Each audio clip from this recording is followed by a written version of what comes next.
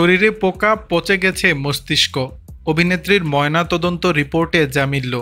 প্রতিরক্ষা আবাসনের একটি বন্ধ ঘর থেকে উদ্ধার হয়েছিল পাকিস্তানি অভিনেত্রী হুমায়রা আসগরের পচা গলা মরদেহ।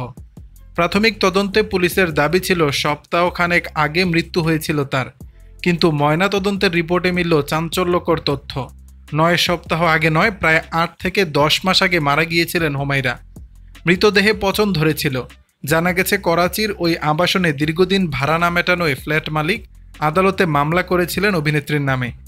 সমনের উত্তর না মেলায় পুলিশ হানা দেয় ফ্ল্যাটে। মূল দরজা ভেঙে ভিতরে ঢুকতেই দেখা যায় মেঝেতে উপুর হয়ে পড়ে আছে হুমায়রার দেহ। চারপাশে পোকায় ভর্তি, মৃতদেহ একেবারে পচে গলে গিয়েছিল। পুলিশ জানিয়েছে শুধু মূল দরজা নয়, ফ্ল্যাটের বারান্দার দরজাও ভিতর থেকে বন্ধ ছিল। ফলে বাইরে থেকে কেউ ঢুকে খুন করেছে এমন সন্দেহে প্রথমেই উড়িয়ে দেওয়া হয়। তবে ময়নাতদন্তের রিপোর্ট প্রকাশ্যে আসতে নড়েচড়ে বসেছে স্থানীয় প্রশাসন।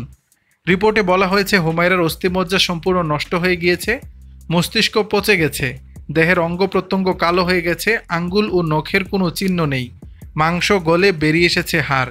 মেরুদণ্ডের হাড় থাকলেও সুষুম্না নাড়ির অস্তিত্ব নেই। হাড়ের উপর কালো চামড়ার স্তর ছাড়া আর কিছু অবশিষ্ট নেই। শরীরে বাদামি পোকা জন্মেছে বলে উল্লেখ রয়েছে রিপোর্টে। শুরুর দিকে অভিনেত্রীর পরিবারের কেউ মরদেহ নিতে অস্বীকৃতি জানিয়েছিল।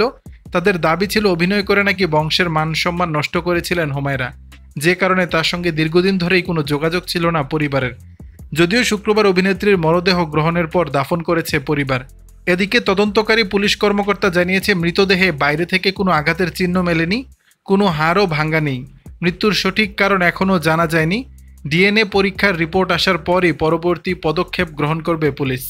দর্শক, বিষয়টি নিয়ে আপনাদের মতামত জানাবেন নিচের কমেন্ট বক্সে।